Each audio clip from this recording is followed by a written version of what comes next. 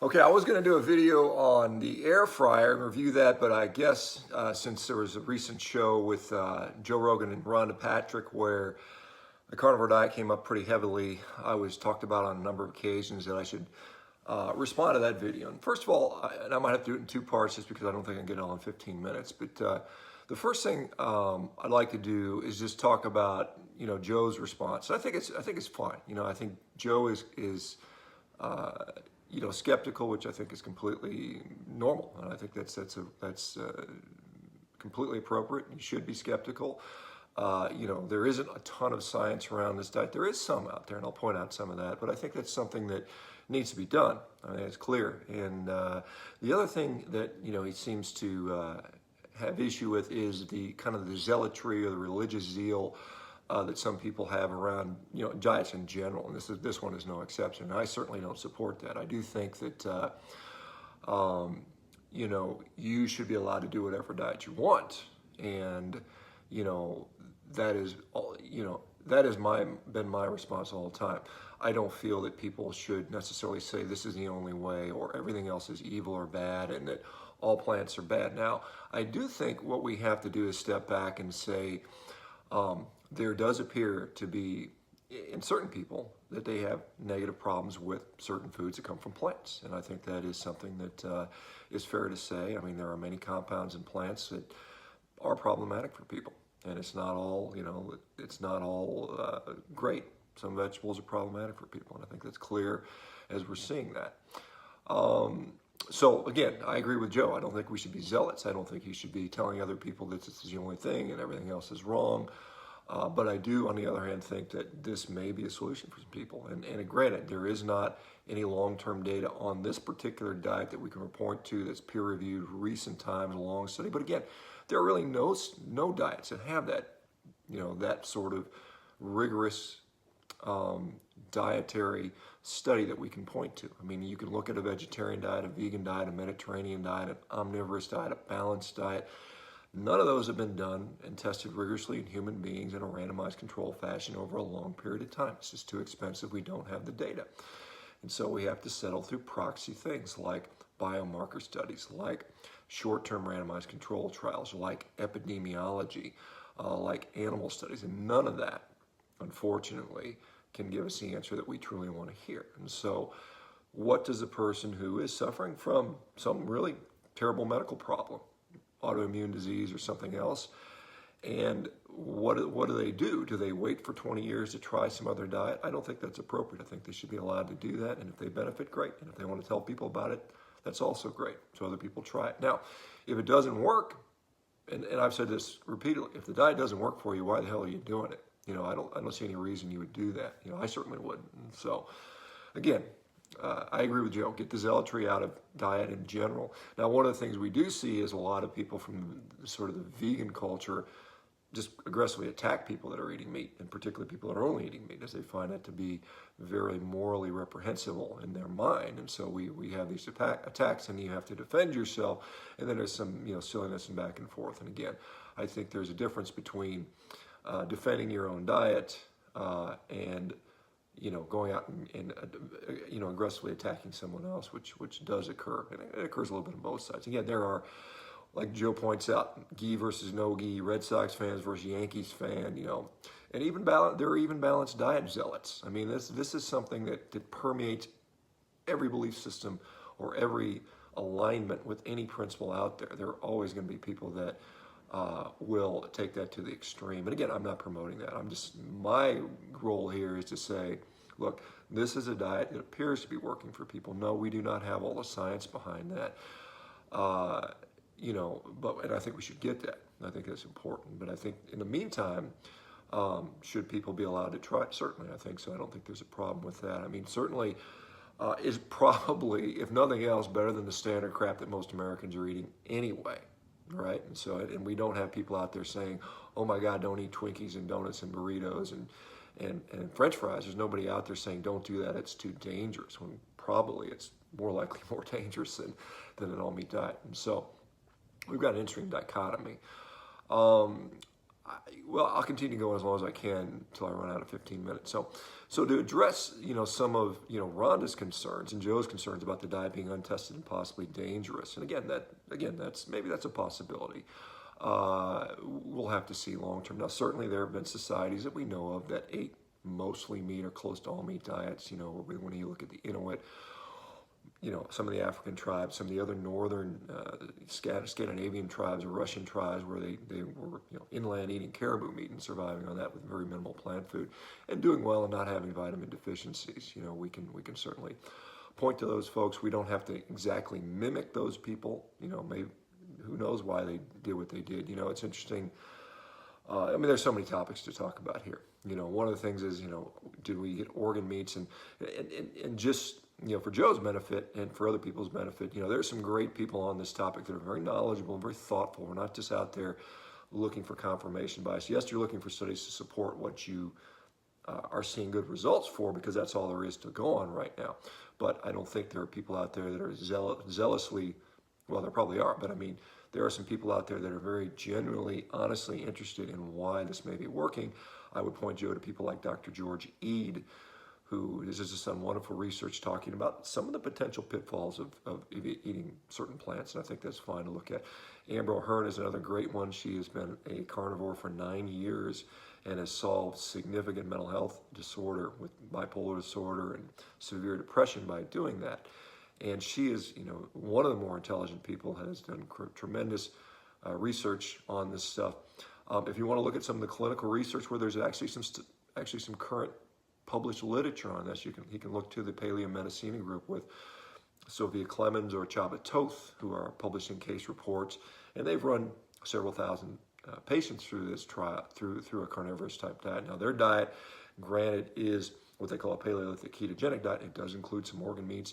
It does include, a little bit of a caloric restriction, and it also includes a higher fat diet. And so some of those things we talked about as being beneficial probably overlap there. And then finally, Joe keeps bringing up this guy, and he forgets his name. So poor Frank Tufano. So Frank Tufano is out there putting out some pretty good content as well. And so there are people that have come at this, generally with a lot of thought in here, not just willy-nilly, sort of picking things that support them. And certainly I've been talking about this for a while now. To talk about, does fasting, is it intermittent fasting, as Rhonda, sort of postulates? Is fasting the reason that, the diet is helping for some people, and should maybe somebody else just try a water fast or a ketogenic diet instead?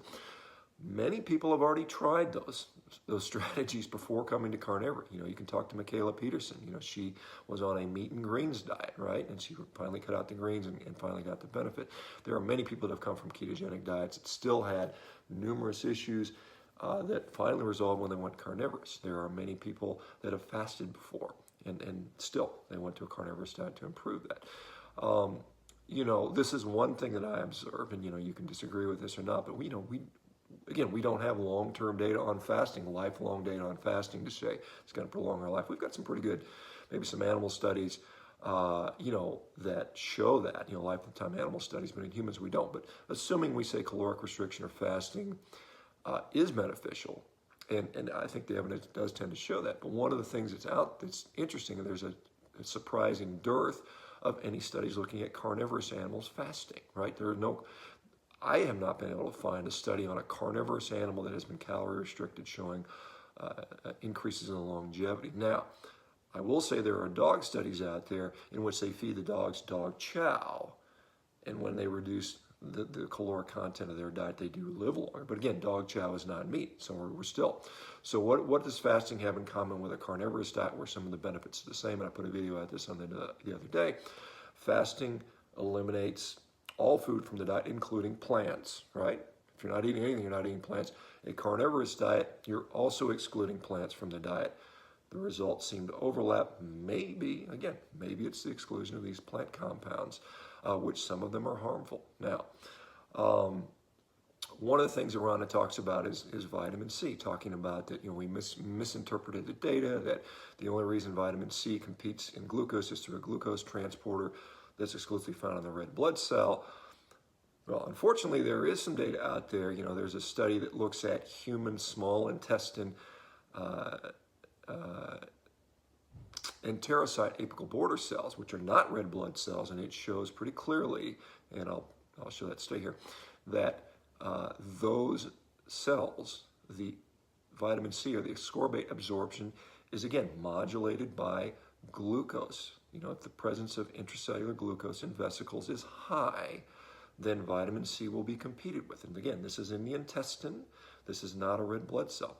Additionally, there are GLUT receptors or glucose transport receptors in the mitochondria, again, that glucose can compete with. And again, mitochondria are found in every single cell in the body that, you know, basically, so it's not just red blood cells again. So there is, again, this competition there.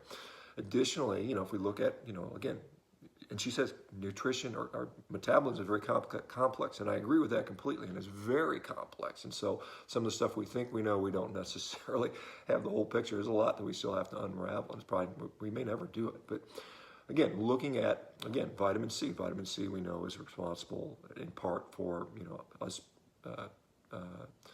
building collagen. So some of the functions of vitamin C have to do with hydroxylation of lysine and proline to give you hydroxylysine and hydroxyproline.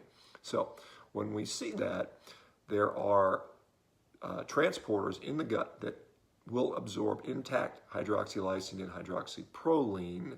Again, you can get those things through animal foods, particularly collagen-heavy foods. Meat, even muscle meat, has about 3% collagen by weight. And so we will get some hydroxylysine, hydroxyproline from ingesting meat. Again, vitamin C requirements will probably likely go down. We also see that animals, you know, there's some rat studies that have shown that if animals are either low carbohydrate, in a low carbohydrate state where the glycogen stores are reduced, or in a starved state, that animals that can make vitamin C will no longer make as much vitamin C. Particularly in the acute form, we'll see vitamin C synthesis will go down significantly, and then in the longer term, we'll see that vitamin C synthesis goes down. So animals will react based on the diet that they have. The other thing about vitamin C is we know it's an antioxidant. Again, it has many roles, and you know, I can't go through all of them, but the antioxidant role is often talked about. Again, when we're in a low carbohydrate diet, we see that many of our endogenous antioxidants, things like glutathione, are upregulated. And so again, do we know that the vitamin C requirements are going up or going down based upon the diet? Rhonda seems to suggest that, you know, maybe we're all just scraping by, barely, you know, not getting scurvy because we have just enough vitamin C to prevent scurvy, but we're suffering from all these other potential, you know, problems with our neutrophils and other things. Again, those things would have clinical consequences. Again, we're not really seeing that in anybody. Now, I would like to see some of the clinical consequences that would occur based on that. She talks about, you know, vitamin E. You know, again, meat doesn't have a lot of vitamin E in it. You know, the modern sources of vitamin E, you know, you get that from industrial vegetable oils. You can get that from nuts and seeds. You can get that from things like margarine. You can get it from leafy vegetables and cruciferous vegetables. The problem with that is, you know, if we go back, and she uses an evolutionary argument, where was you know, prehistoric man? They certainly weren't getting margarine or vegetables, right? Those didn't exist. We have,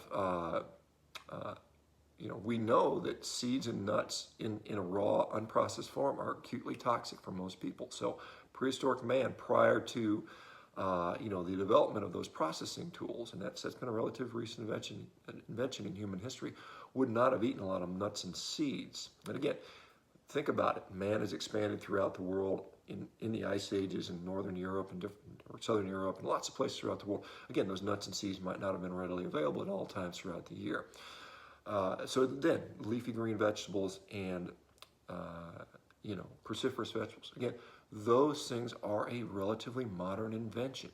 Brussels sprouts, broccoli sprouts, you know, a couple thousand years old at best, maybe even some places a couple hundred years. And so those were not a realistic part of the human diet, most likely. We weren't out eating random leaves until we cultivated them. Leaves are bitter.